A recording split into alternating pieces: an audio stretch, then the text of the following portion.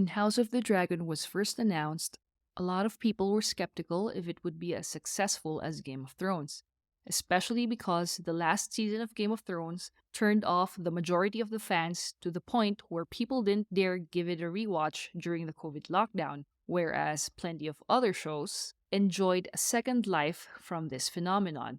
Merchandise sales almost went to a complete halt, and discussion of the show died a painful but natural death, only to be mentioned on Twitter and Reddit to remind people how awful the last season was handled.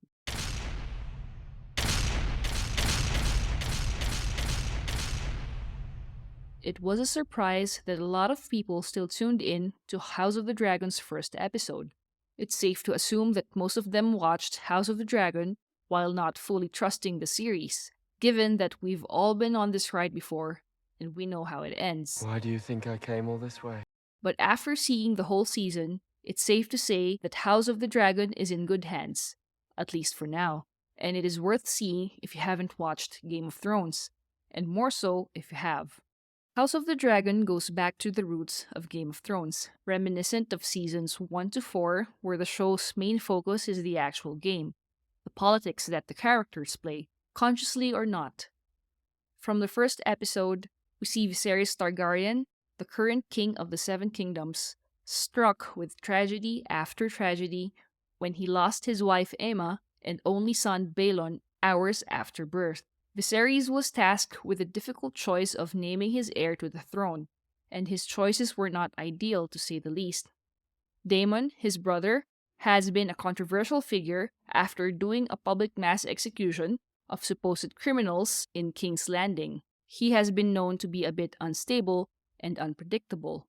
Rhaenyra, Viserys' only child, will cause controversy if named heir due to being a woman. There has never been a queen to sit on the Iron Throne and have the ultimate power that the Iron Throne wields. Tradition states that Daemon has the right to be the heir, but Viserys ultimately chooses Rhaenyra, and is actually supported by several lords of the kingdom early on. Unfortunately, this is the first triggering moment of the series that will ultimately lead to a war of the Targaryens. From what we know, House of the Dragon will not suffer the same fate as Game of Thrones, mainly because of these three things. 1. The book from where the show is based, Fire and Blood, is already finished, meaning the showrunners, Miguel Sapochnik and Ryan Condal, have an actual reference for what will happen to the characters as the story progresses, unlike in Game of Thrones, which only had up to A Dance with Dragons as its book foundation. D&D only got pointers on what happens to each character beyond what GRRM has already published. For reference, the plot from A Dance with Dragons was exhausted in Season 5.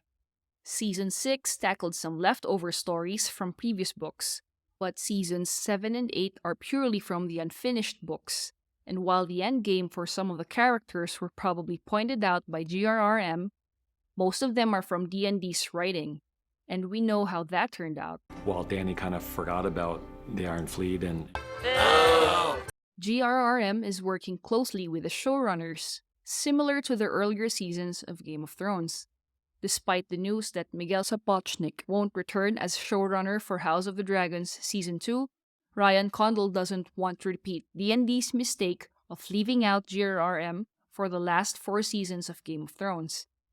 GRRM originally wrote and was consulted with the script and casting decisions early in the Game of Thrones run, only to be left out later on.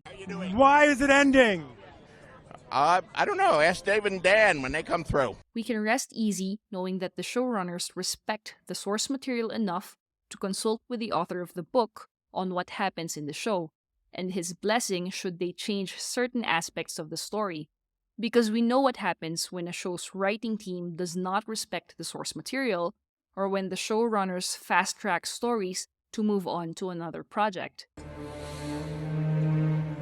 All hail Bran the Broken. With the recent changes in HBO Max's management, it is a certainty that they want their most popular show to remain highly relevant among audiences as long as possible, and have learned their lesson from Game of Thrones, which nobody would touch a 10-foot pole with after its last season. HBO probably has tighter monitoring on how their shows are received.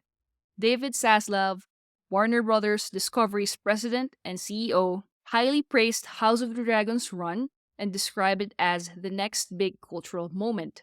Zaslav is infamously known to be a numbers guy. He has cancelled and killed a couple of movies and shows either for underperforming or for simply not generating enough noise to justify a wide release. Whether or not we agree with his business practices, we are 100% sure he will be watching House of the Dragon's performance in streaming numbers, and he will have something to say if the showrunners have questionable decisions that lead to its decline. So, what do you think about House of the Dragon?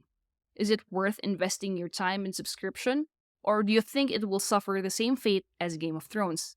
Let us know in the comments, and while you're at it, check out these other videos.